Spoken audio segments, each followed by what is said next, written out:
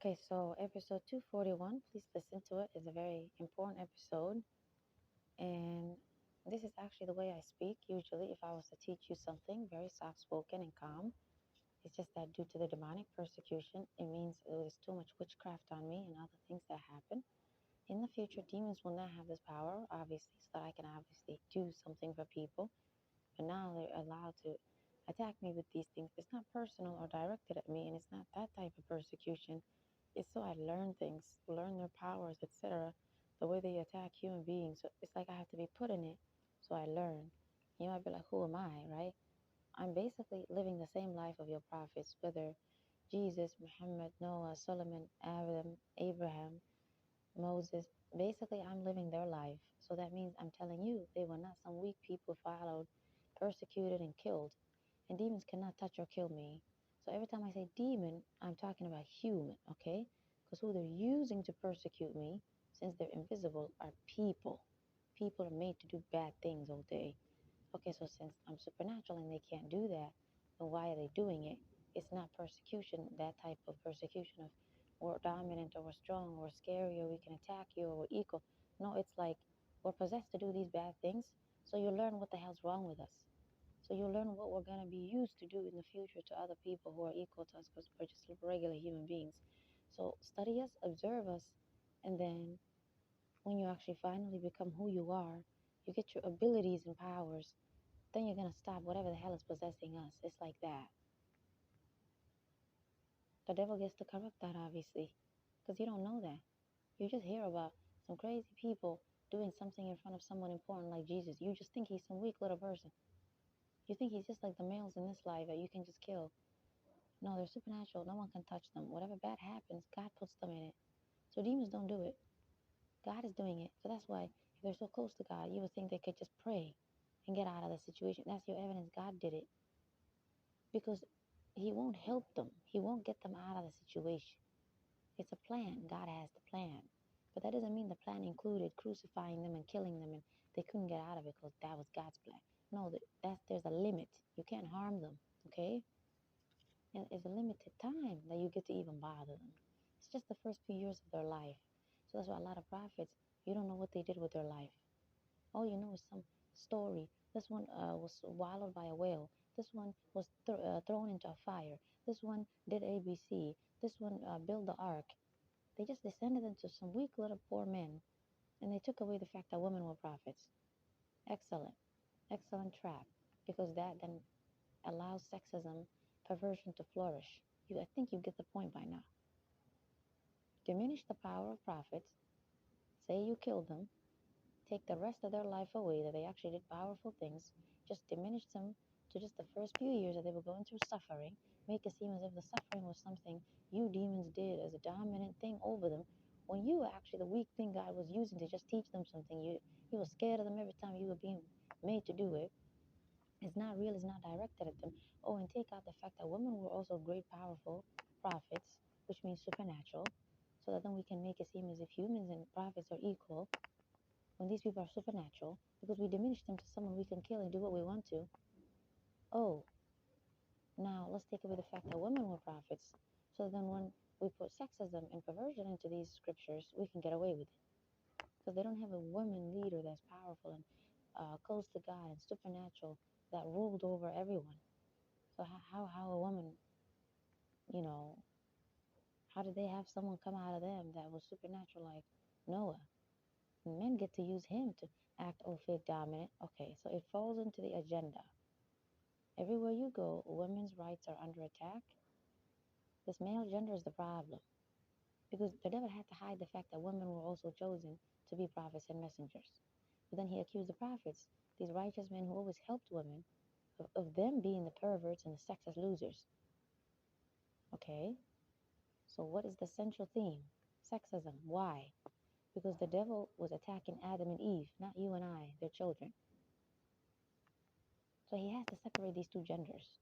He has to make one attack the other, and the females, the evil ones, are used to attack everyone, and males, obviously, in distinct ways. Usually they practice, witchcraft and other things. And, well, of course, males use witchcraft too. But you get the point. So The point of this episode is, I'm not gonna make it a long episode. It's just like a preface.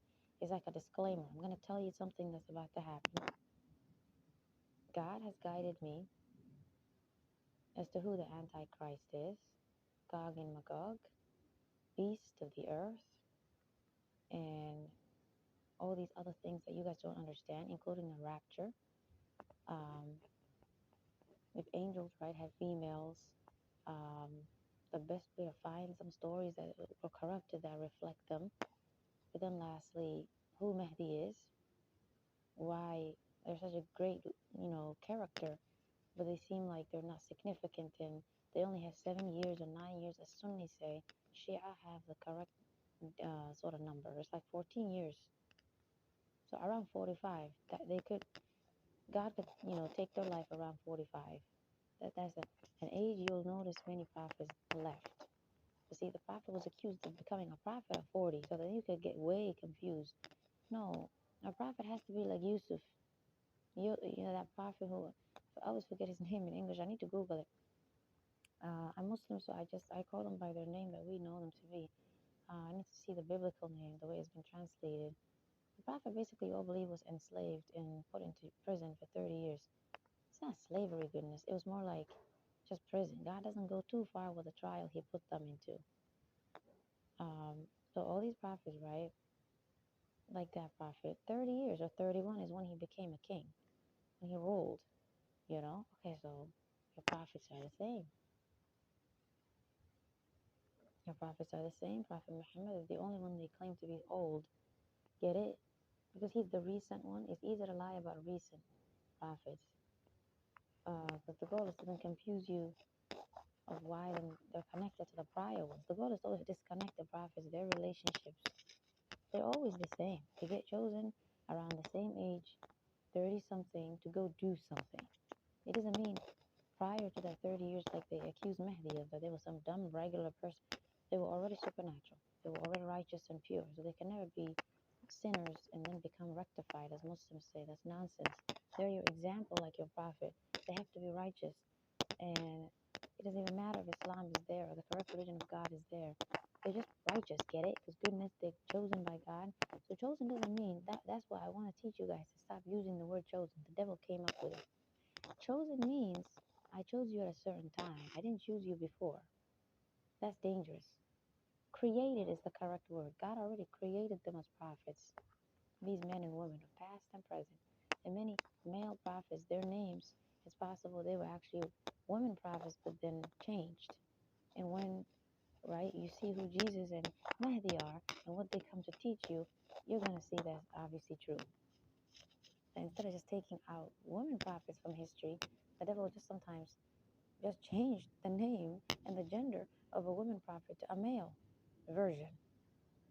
Exactly. But there's stories like there, because he can't. He cannot teach you sexism unless he takes the greatness of women prophets out of the picture. Which then means you human beings, males and females, are not equal to these people in strength and righteousness. So then that doesn't mean you females walk around thinking if there was a woman prophet, then she's just like you. And that if there was a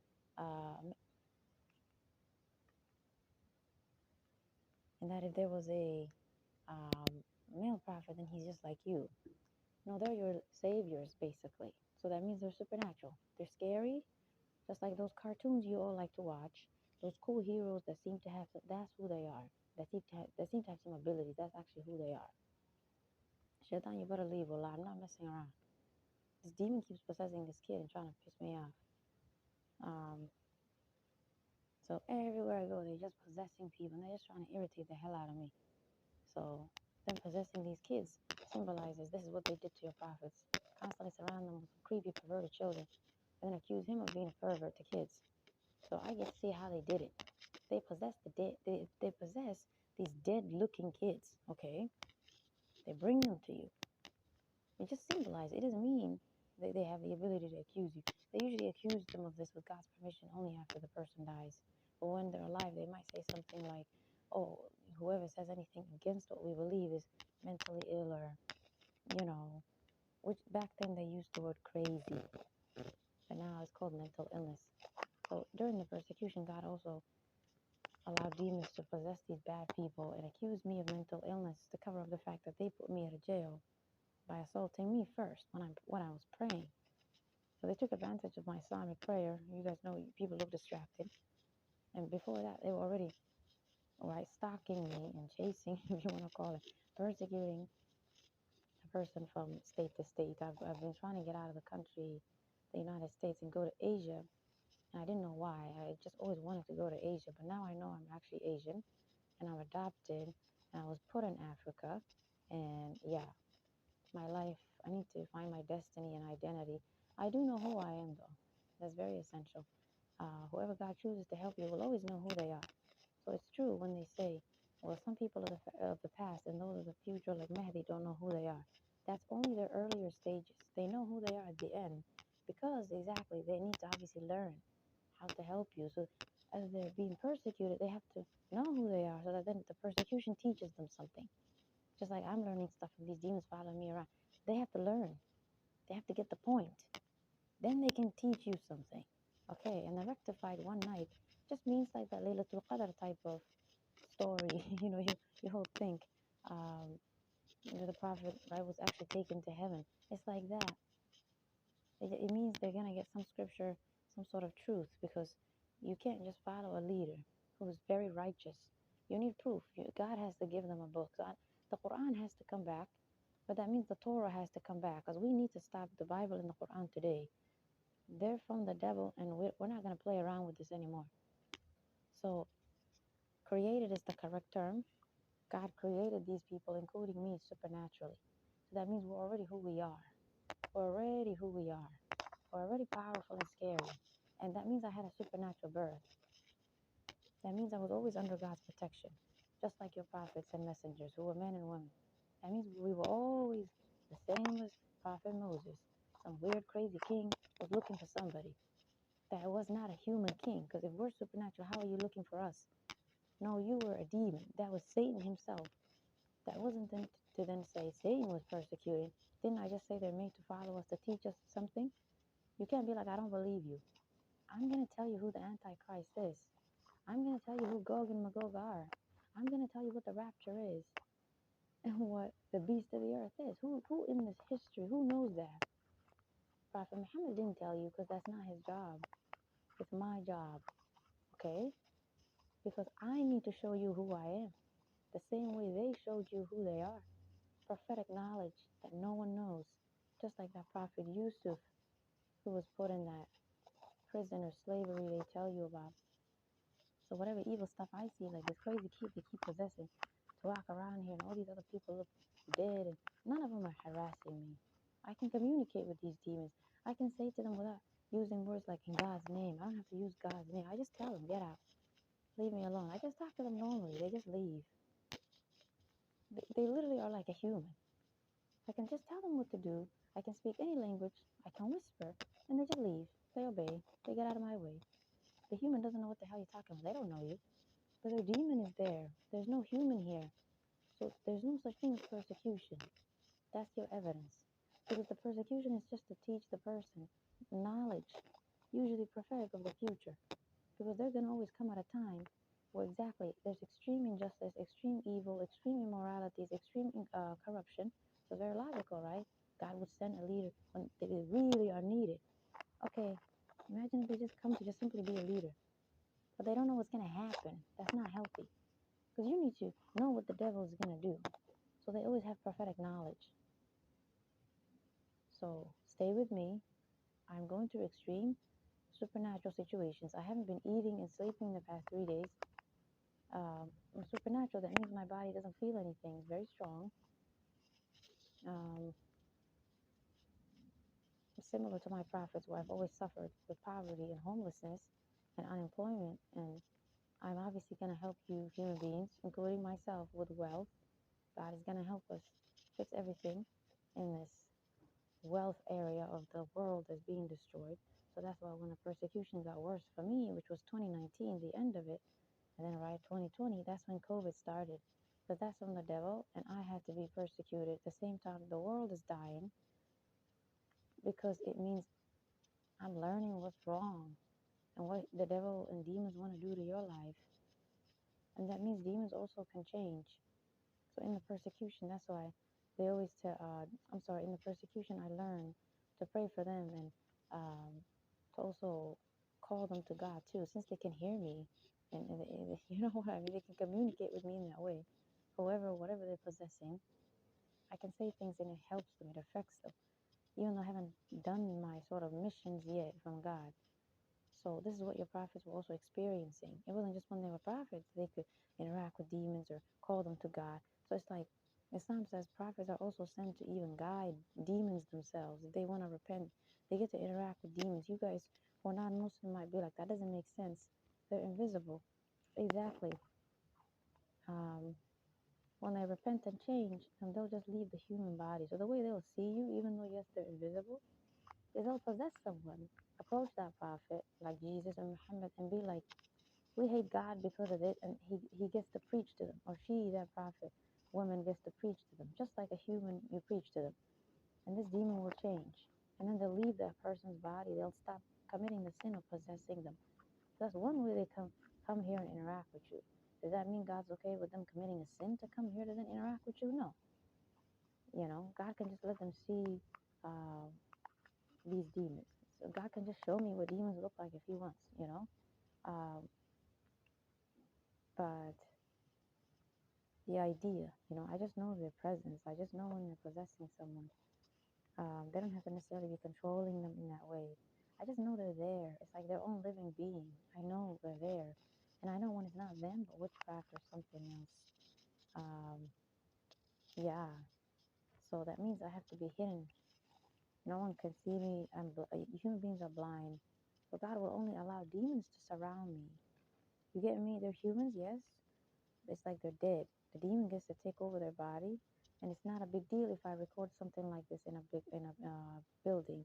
It's not a big deal if I go outside and I walk this earth, and I'm not a regular person. I'm supernatural, and I came to help you. You'll all notice something. It's not a big deal because demons are being used to hide me. So you get me? It's like they're being used to attack my life, yes, but the attack is to teach me something. It's not what you think it is.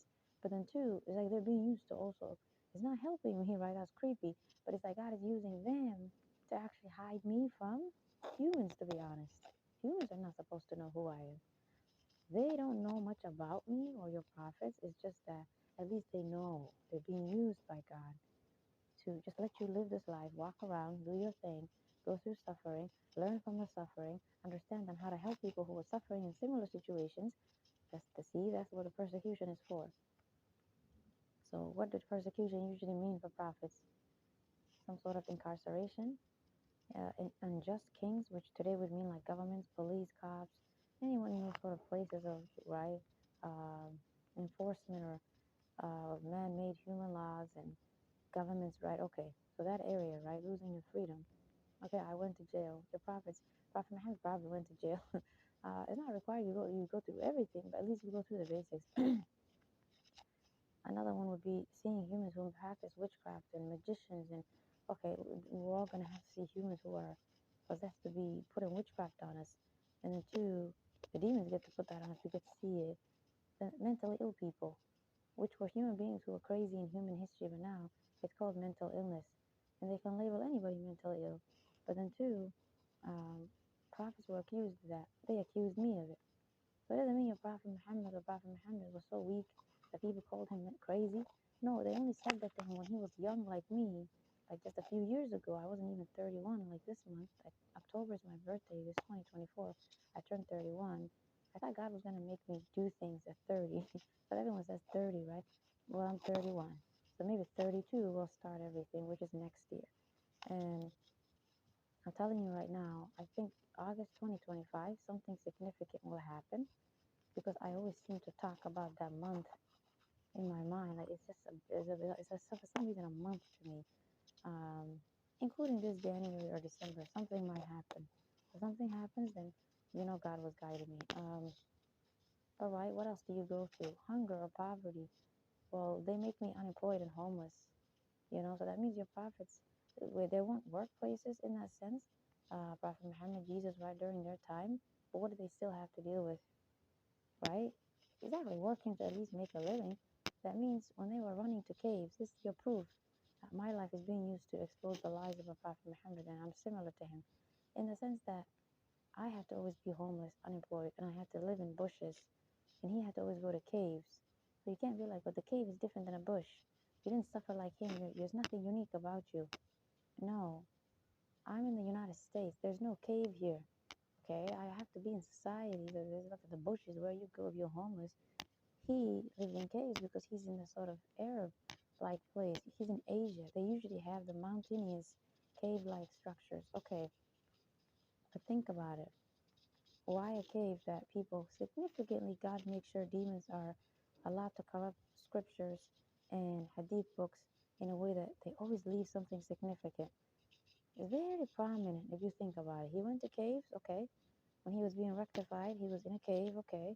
That means he was poor and homeless and unemployed, suffering when the angel came down with the Qur'an. And they're lying. He didn't have 25 years of the Qur'an being given to him. That's dumb and weird. You need to complete your mission now, goodness. Just like all the other prophets, you need to do something now. And it's not always, I knew that was corruption when I was a kid because I always knew all the prophets before him would bring a book to people. Hey, everybody, I have a book with me. Usually the Torah. Right, Moses, Jesus, they always had it physically. Why would our prophet just have some narration sent down every now and then and wait for 20 years? That's dumb. See, that's how then they can easily portray him as dumb and deficient and as if he wrote it. You see, it fits into the narrative that it's probably his words than his stuff. But if they tell you, well, he's just like Jesus, the book was just given to him. That night he went up to the heavens and you all think he went on a donkey, right? If they tell you that actually was the night he was given the Quran, then you're all gonna think what? They said exactly. He had the same life as Jesus. You're gonna respect him. But if you think 25 something years, some random recitation comes to him, you're not gonna trust him. All right? It doesn't make sense. You right? The sort of respect that you would have has to be that it has to happen in one night, just like they say about Mahdi, rectified in one night.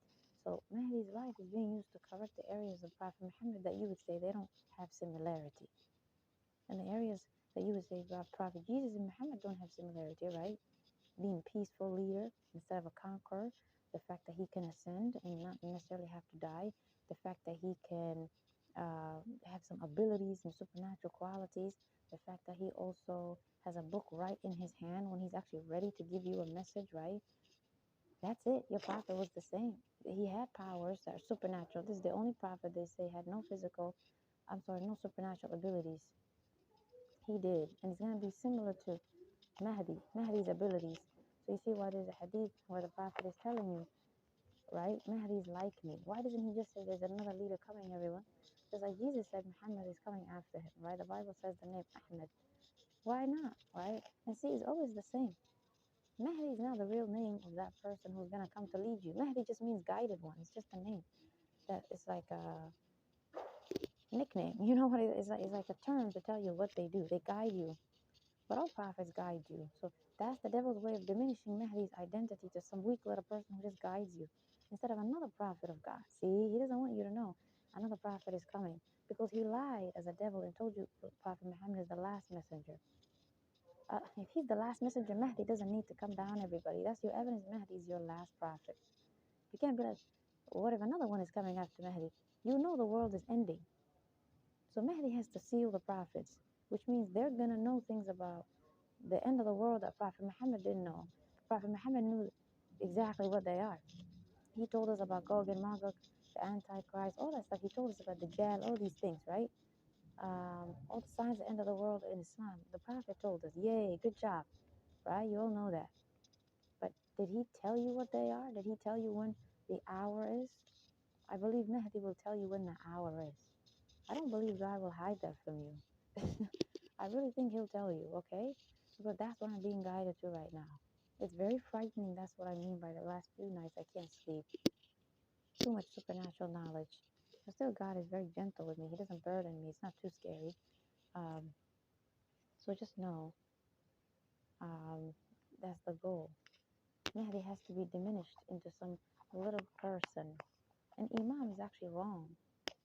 Because, one, it implies a regular person. And you all would agree Mahdi has to be like some supernatural person, right? You all have to. It's not rational then for you to think it's some regular man. Then why does the prophet need to tell you about him? You already know any prophet in the past, when they tell you someone's coming after them, you already know the drill. It means that's another prophet. Prophets don't tell you about regular leaders, right? Prophet Jesus is not going to tell you, oh, there's going to be a king over there. There's going to be a president called so-and-so. No one cares about regular people. They're prophets, so they can only have knowledge and responsibility to tell you about the next prophet. They're not your God. They're not going to know every single human leader that's coming in the world. That's not rational. You're still a living being. You're not God. But you're a prophet, correct? Okay, so that means you know the other prophets. That means you guys just know each other. You met somewhere, Which then explains how prophets, usually people say they went to heaven and met prophets who are already in heaven, right? Like how they say Prophet Muhammad went to heaven and met the other prophets. Mahdi will probably have the same experience then, and that one night of rectified means something like that. It doesn't mean knowledge will just enter them. That's the corruption. Because Mahdi is going to tell you the Quran is corrupted like me. So the devil doesn't want you to know that's it. That's the reason they're coming back, because this Quran is corrupted and you Muslims are going to go to hell. You're the problems again unless you repent. And you're going to go to hell for what you've obviously done. You need to be punished. So they don't want you to see, connected back to the Quran being corrupted, connected back to the fact that Prophet Muhammad is not the seal of the prophets. Questions you all obviously ask. You all say that he's the last wise, or are the people coming? If our Quran is perfect, then why do we like that? The question is from God. That's your conscience. He uses it to guide you. You don't want to use it. So you get me? If Mahdi is coming, then the devil doesn't want you to see them exactly as this powerful leader. He doesn't want you to see the fact that therefore prophets only tell you about other prophets. They don't tell you some random person that's in their lineage that's just random. There's other people who are just simply presidents in Saudi Arabia. They're just normal men who just simply that city became their mayor. Why would your prophet tell you about them? That's what they're making Mahdi seem like. Some just random imam. Imam just means leader.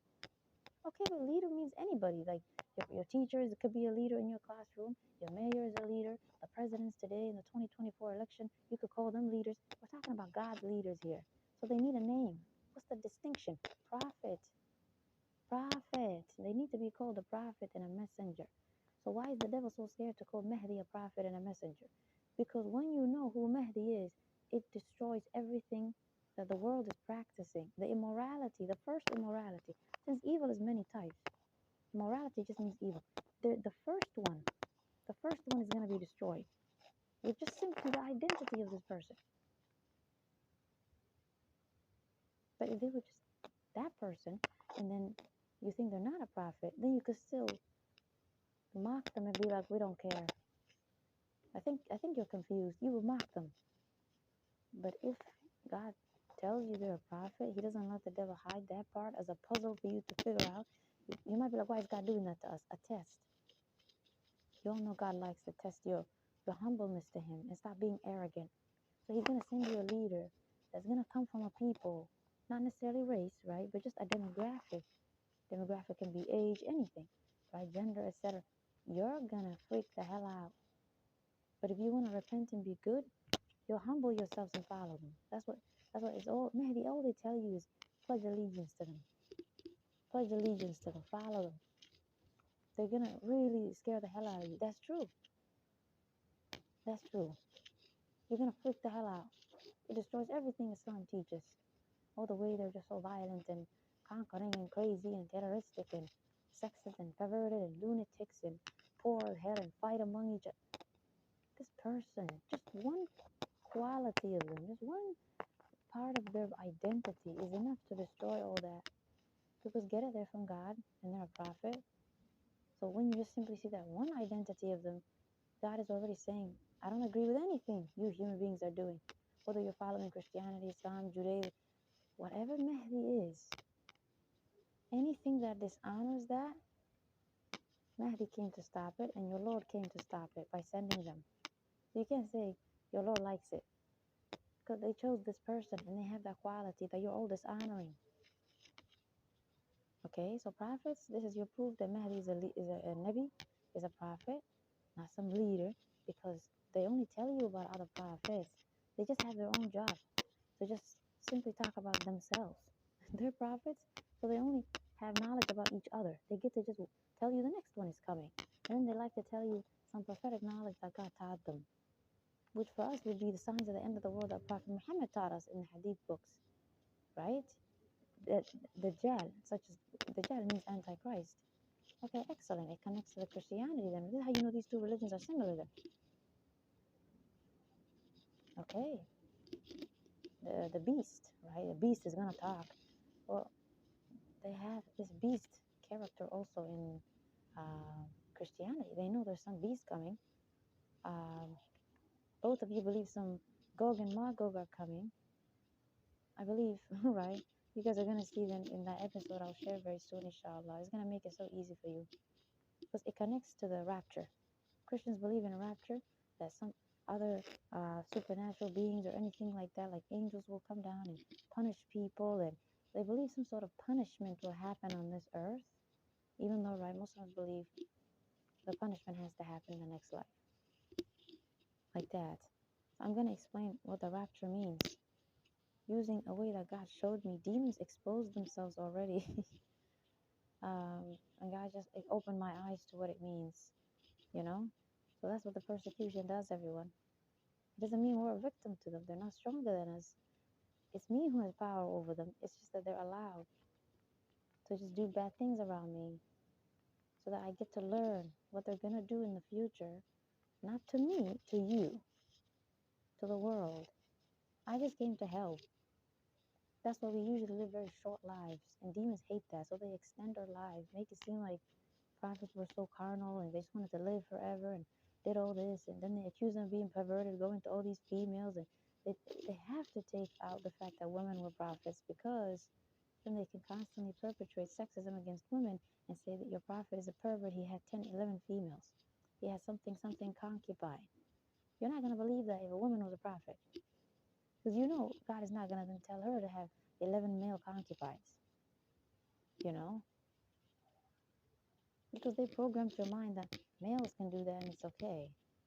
They know you're evil as human beings, the majority of you. You wouldn't agree with that for the female. Easily you'd be like, this is a lie. But over and over in human history, they just portray males, their perversion, as something normal to God instead of a sin they're going to go to hell for. Then it's easy to just tell you your prophets did it too and get away with it.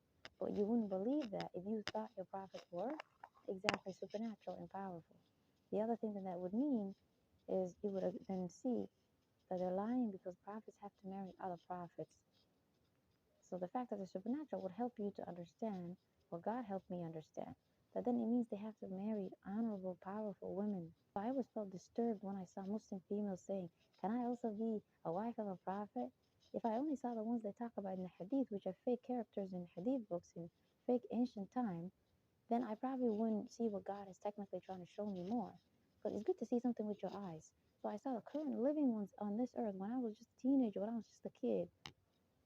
I'm born into Islam, okay? So I know you guys. I've studied you. I've been a spy all this time.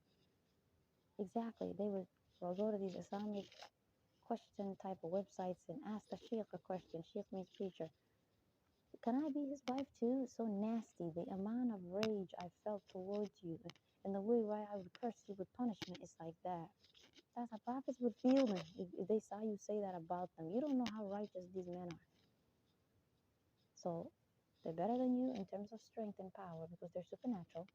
And then they're better than you in morality. They're righteous. You're just regular. They're average morality. And a lot of you are evil.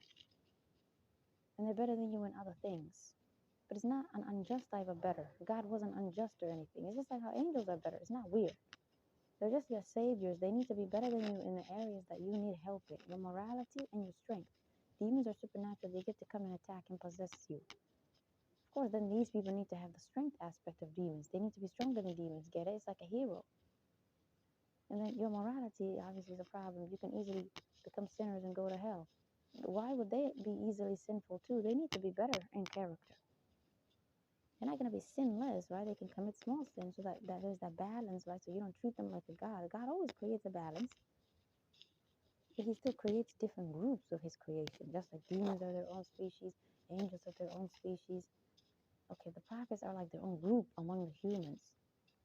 So the fact that they're still within your species is what the devil hopes then you think they cannot be better than you in the supernatural aspect, that they can't be supernatural and they cannot be righteous in character. Exactly, because they're still within your species. Maybe they're not. Maybe God created them with a different body and he just lets them have a human body to not freak you out. It doesn't matter. They're your savior, so they're like the stronger version of you. Okay, so then that means since they can only marry powerful, great women for themselves, that's your evidence that women were prophets. They have to marry these men. Well, obviously you would all agree with me. Right next to God, right? They're very close to God. You regular females, why would God want you to marry such a great man? Okay, so that's your proof that great women like them existed who are righteous in morality and who are prophets and supernatural themselves. That obviously have the power to kill any male they want. Get it? Because they're supernatural. They're not a regular female. And that doesn't mean regular females are weak then, and the males here who are regular then get to have dominance over them. No, you were supposed to learn to fight with them over history. Just as humans developed in science and other advancements, women were supposed to figure out how to fight with males over time that works for their body type, the way your body looks. You don't need to do what they do. You don't need to fight like they do because they have a different body than you. They have a muscle, so they just simply work it. See how logical it is? They just work it. They just make it get bigger. What the hell do you have that you could use? Like that, you were supposed to see how God made your body. You can't be like, I couldn't figure it out. Animal species, get it? Cats are small, dogs are small, other animals are small, but they learn how to fight. You get me? There's a way you can fight.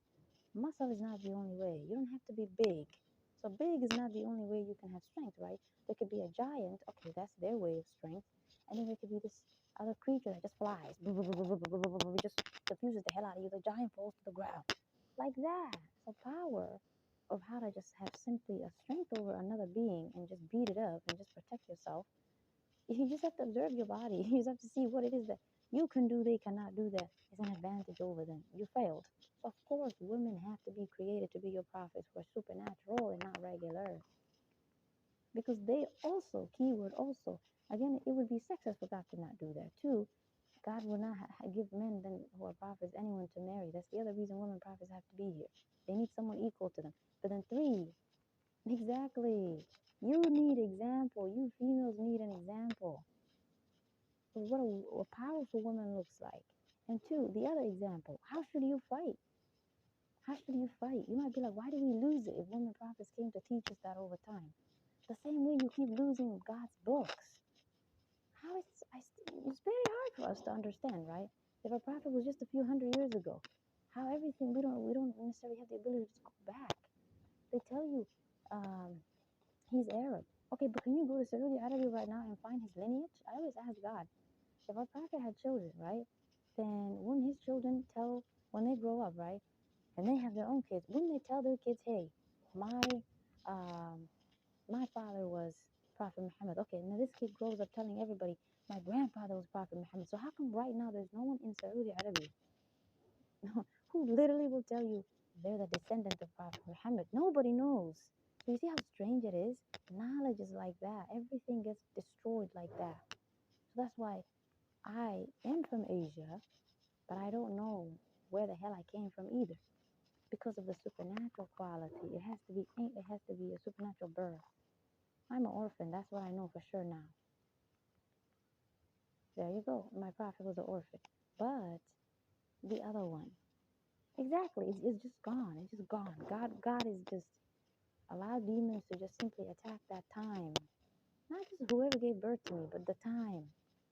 That time we could probably go back. We probably won't find nothing. So God has to then help me figure it out in a supernatural way. You get me? I can't just go use my physical body and figure it out. Yes, I'm supernatural, but right now I don't have my abilities. That doesn't mean I'm weak. I can kill any man right now. Don't worry about the strength aspect.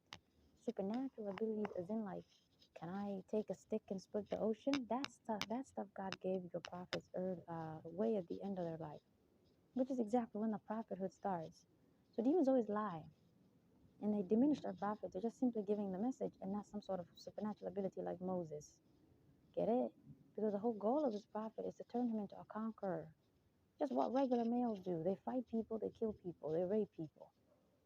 But if you knew this man has supernatural abilities like Moses and Jesus, okay, then you would ask yourself, where is his history? Why we non-Muslims, especially Europeans, why don't we seem to have him in history like that? Something happened, and you would all try to figure it out, and you would see there's some powerful things that were stolen from his identity. Then that helps you then understand why you don't know who Mahdi is, because they're from his lineage.